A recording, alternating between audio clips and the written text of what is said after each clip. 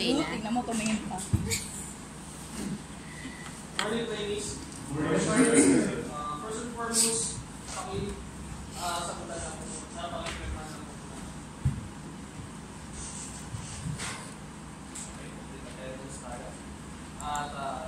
next, i-administer ko lang po yung what we call the pre-training assessment tools, which consists of the self-assessment checklist, the pre-test, and the characteristics of learners.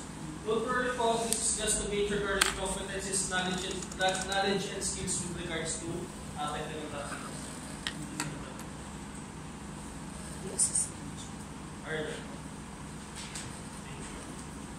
Okay, mag-start na po ng aking orientation.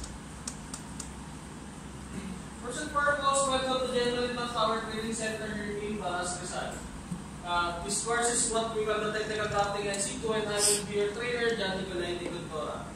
Brief background of the school: General Inman Power Training Center incorporated is a newly accredited training and assessment center which is located in Barangay Santiago, Balas, Rizal. It offers courses such as domestic work, NC2, IPAS NC2, and technical drafting NC2. Here's the workshop layout for technical drafting NC2. Right now, we are at the computer laboratory. On the left of us is the institutional assessment area and the practical work area. Sa ating likod naman po ang ating mga CRs for both male and female. Under this program, ito po yung ating training delivery, which is the competency-based training.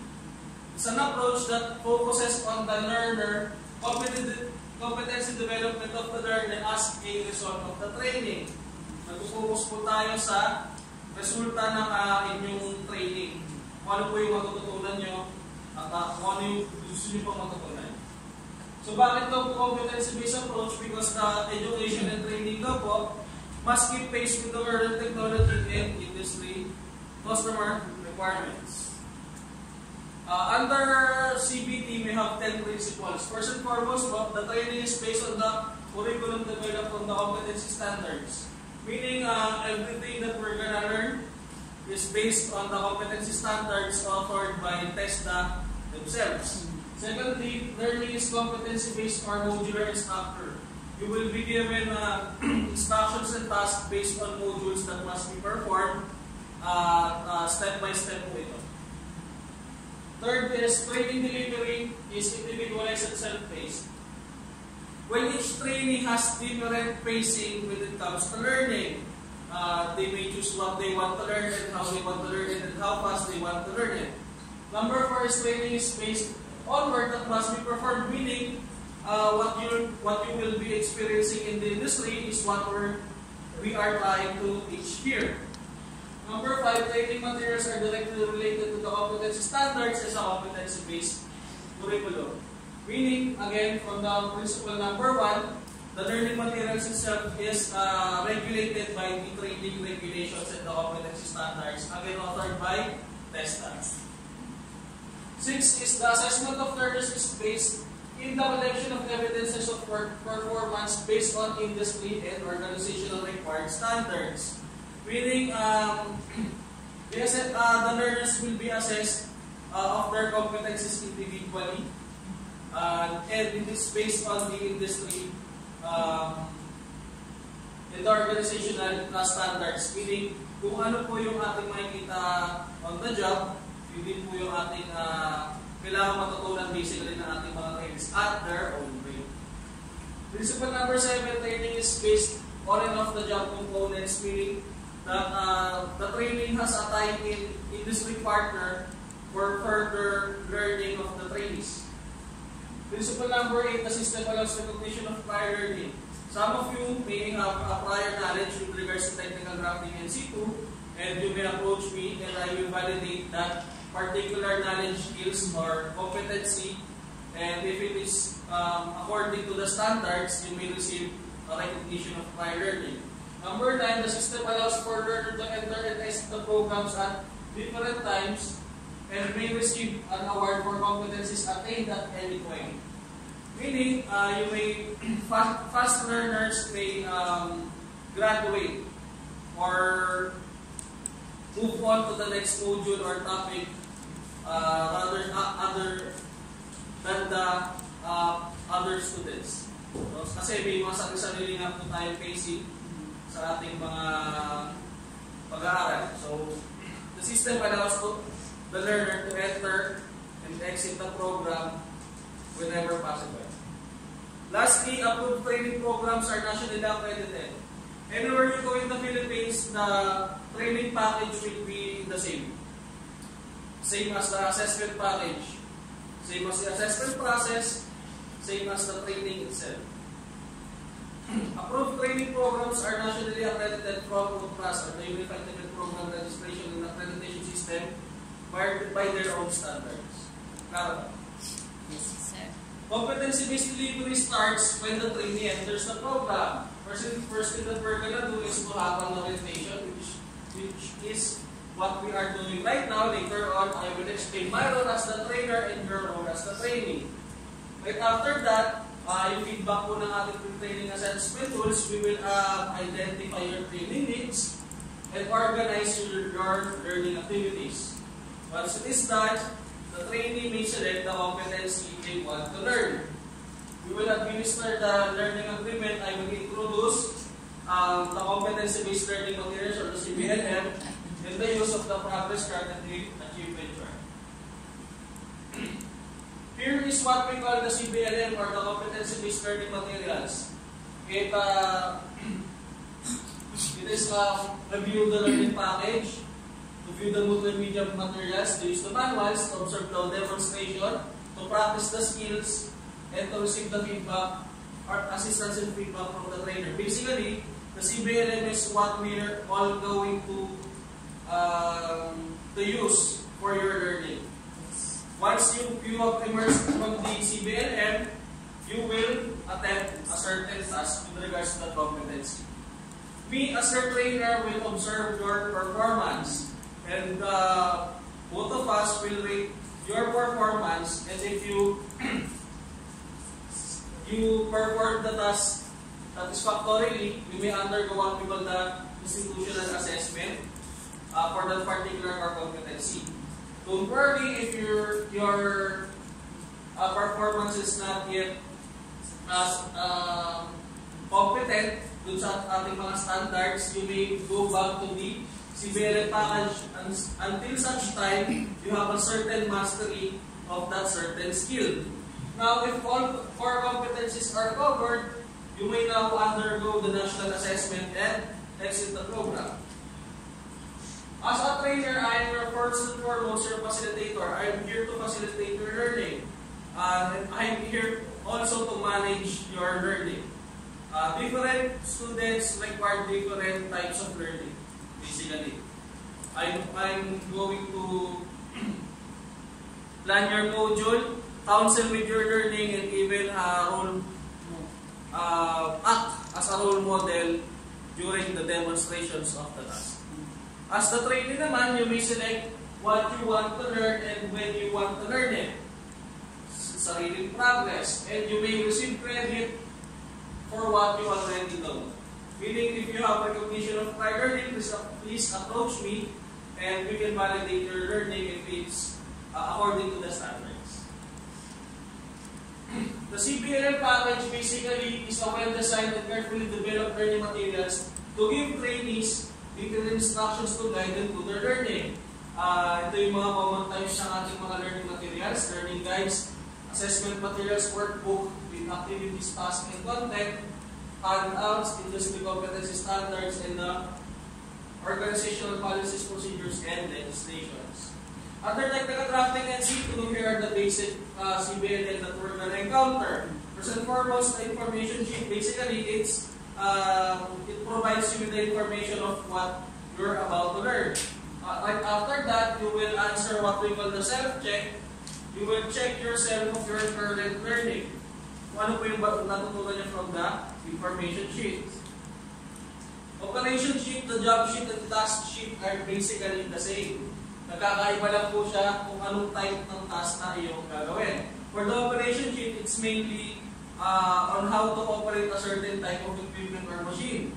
For the job sheet naman po, if you have a product, right after that specific task, that's called already a job. So it's basically multiple tasks combined, and there is an output. So the task sheet is basically if you are doing a simple task lang. And to validate your learning with regards to the demonstration of these three, you will have what we call the performance criteria checklist. Now, yes, sir. For the technical drafting NC2, we have 9 CBTRS. First and foremost, nandito po tayo sa ating computer laboratory. The institutional assessment area and the practical work area is basically where we will perform demonstrations of the tasks. The trainer's resource area is my area for my resources, my tools, my materials and equipment. Here in test na po kasi we practice solid waste management po, the 3 R's. Sa learning resource area naman po is basically nandun po yung ating mga CBLM or the competency-based learning materials. For the contextual learning area, basically it's a mini library for group discussions, for plenary sessions yun po ng ating mga learning. And from the distance learning area naman po, meron po kasi types ng students na mas natututo po sila on their own. And lastly, the support service area is basically utility area. Okay? Under technical drafting NC2, we have four basic competencies, 4 common competencies, and 2 core competencies. For the basic competencies, you have to learn to participate in a workplace communication, work in a team environment, practice career professionalism, practice occupational health and safety. For the common naman, you have to be able to perform mensuration and calculation, interpret technical drawings and plans, apply quality standards, and perform computer operations. Don't worry, because all of that will be taught concurrently with our competencies, which is the draft, architectural layouts and details, and to prepare computer-aided drawings. Under TESTA, we have basically 2 evaluation systems na po. It's either competent or not yet competent. We focus on the word yet because we will be giving every chance for the trainees to be competent on their particular task or work. They have unlimited chances basically. So I have here the results of the pre-training assessment tools. Training number 1 po pala has prior knowledge of technical drafting and NC2. He's been working as a manual draftsman for an architectural company for 10 years. So while training number 2 naman has no prior knowledge of technical drafting. For training number 1, you may provide proof and evidences of your current competencies in manual drafting. Please bring them tomorrow. And for training number 2, actually both for the both of you, we will start the facilitation of your learning tomorrow. So please come up tomorrow. Thank you. Okay, good morning trainees. Good morning, sir. Okay, check po ang ating mga attendance ulit.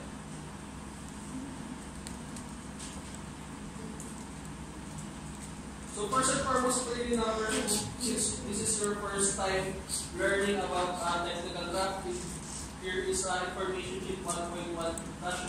Please read and answer the self-check after you may proceed to the learning resource area. Well, training number 2 naman po, may I have your certain proof and evidences with regards to the competencies of draft architectural layouts. Okay? Good. So, this validates your current competencies with regards to the drafting of the architectural layouts and details. So, you may proceed now to the second core competency, which is to prepare the computer-aided drawings. So as I said earlier, we are already in with the second core competencies, which is to prepare the computer-aided drawings. Today, we will focus on the third learning outcome, which is to lay out and produce computer-aided drawings and details. And we will be discussing the first learning content, which is to draw basic geometry. First and foremost, I would like for you to read this information sheet. and answer the self check after. Very good, sir. Natutunan na ako po natin, sir. So, you don't need any more methods. Kailangan pa, sir. So, sige, bibigyan po natin kayo ng another method of your learning. I will gonna play a video presentation with regards to the basic geometry. Dapat pala pag nagtanong ka, sabihin ko para maipakita mo yung video. Kailan ba yun? Next Friday?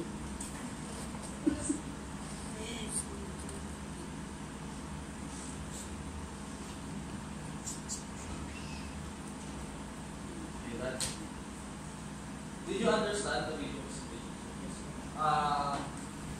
You want another method for your further learning?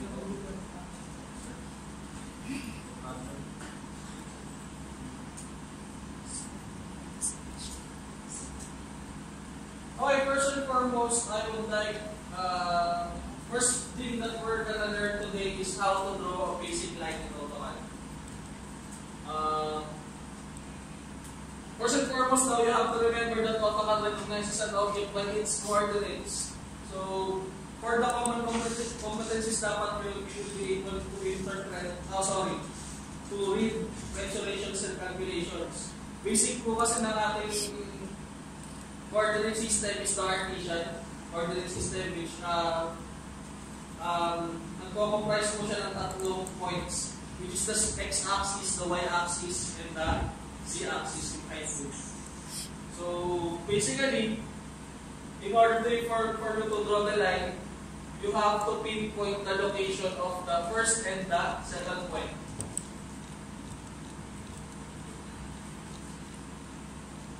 First daw po, you have to type the command line or click the line icon on the draw toolbar above the ribbon. Right after that, you have to specify the first point and the second point of the line. Mga bagong notes dito po, in order to have orthographic method of the line, which is basically straight line lang po siya, vertical and horizontal, you have to hit F8 first, then give the command, then again specify the first point and the second point in relation to the first point. Ang paggagamit naman po ng ating Cartesian coordinate system is you have to locate the x-axis, y-axis, and the z-axis of the point. So basically, umpisa po natin sa 4, which is the x-axis, sa y-axis, at sa z-axis.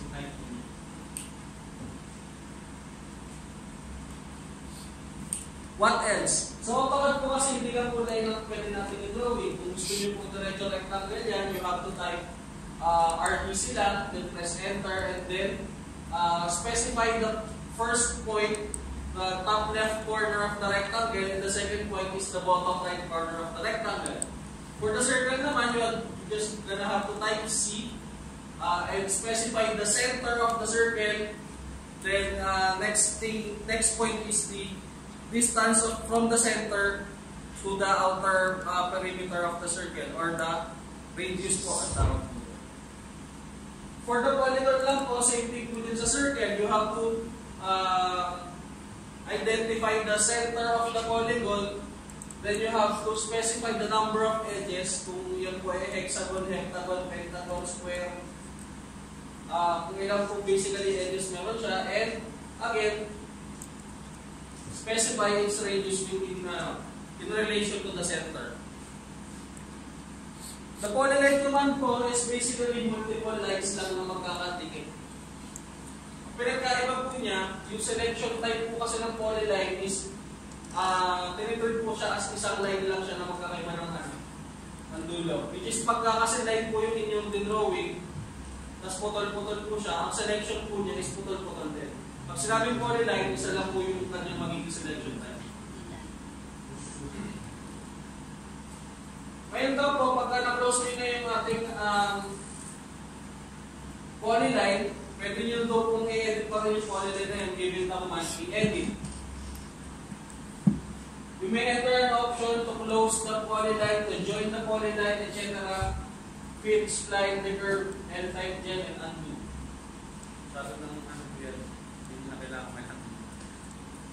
Tapos naman po, meron din po tayo tinatawag na command na hatching. Di po yan yung pag, nag-isnis kayo ha. Ito po yung hatching na yan. Basically, kinukuha po niya yung yung surface area na inside a certain line or a certain object. Kinukuha po niya yung buong square. Kayo na po ang pwedeng mamili kung anong klaseng hatching yung ilalagay niyo. It's either a pattern like this, hexagonal, a scale,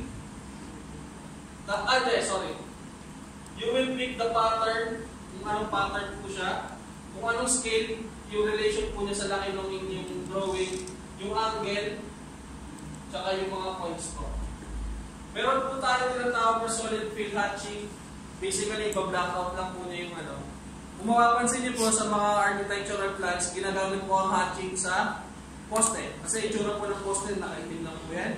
Then, sa walls. Ang walls naman po kasi, nagbabase sa hatching niya yung wall type niya. Kung siya ba ay hollow blocks,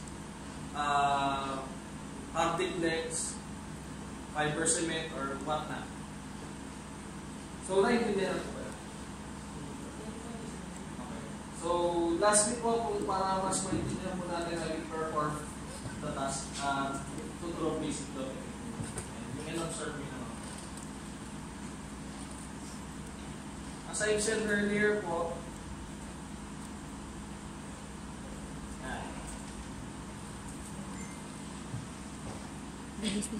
you will draw basic geometry. So, first and foremost, type natin yung line and specify the first point and the second point. For the rectangle naman po, type RTC, spacebar, and specify the first corner and the second corner point. For the circle naman po, sabi ko po kanina, specify the center point of the circle first, then specify the radius of the circle in relation to the center. For the polygon naman po, type poly. Polygon. Specify the number of sides first. Kunyari 5, pentagon. And again, specify the center of the polygon. Inscribe in a circle, and you will identify the radius in relation to the center ulit. For the hatching naman, meron tayo kunyaring closed na object. For the hatching, type H,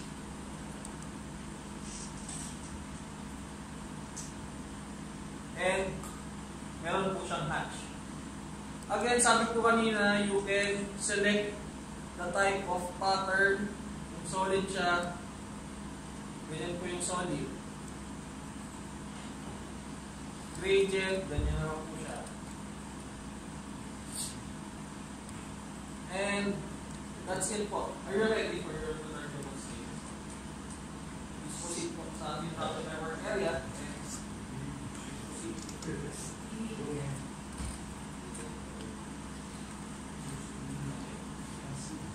Okay po, please proceed.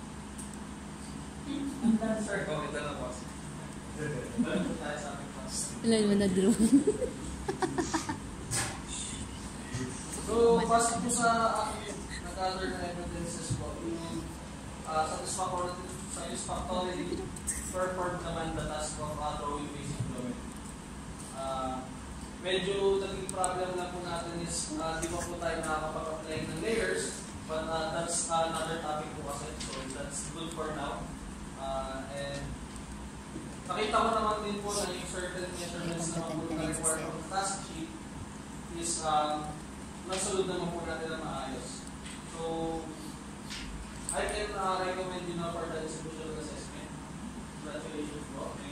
I will take the achievement chart that you can already lay out and produce computer-aided drawings. So, okay lang po ba for tomorrow? You will have an institutional assessment. Be ready for that lang, sir. So, please come back tomorrow for the institutional assessment. And good luck, sir, tomorrow. Dito. Okay, good morning, trainees. Again, please sign this attendance.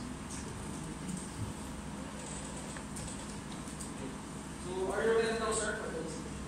Yes, sir. First and foremost, please answer this with an exam. You will be given 30 minutes for that. That's her. Please proceed to the practical for the institutional assessment and for the demonstration.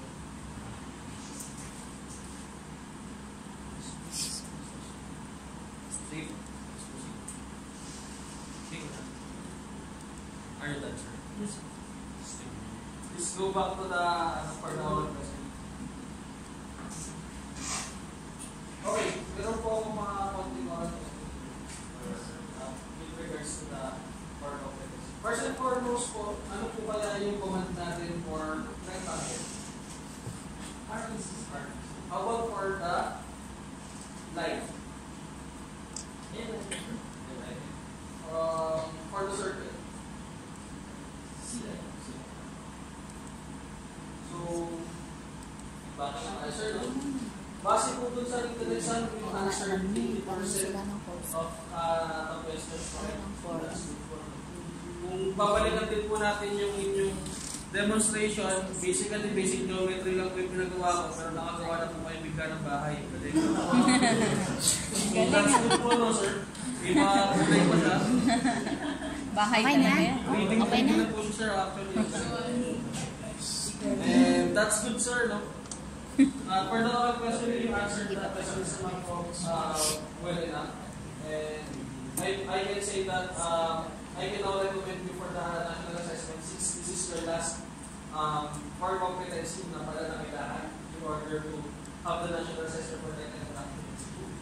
So again, I will take the progress card to verify that all your core competencies are correct and you're competent enough to undergo the national assessment. Congratulations, sir. And before I go, please sign this training session evaluation. Fine. Excellent. Thank you, sir, and congratulations and good luck po sa ating national assessment. Okay na po, ganun lang po.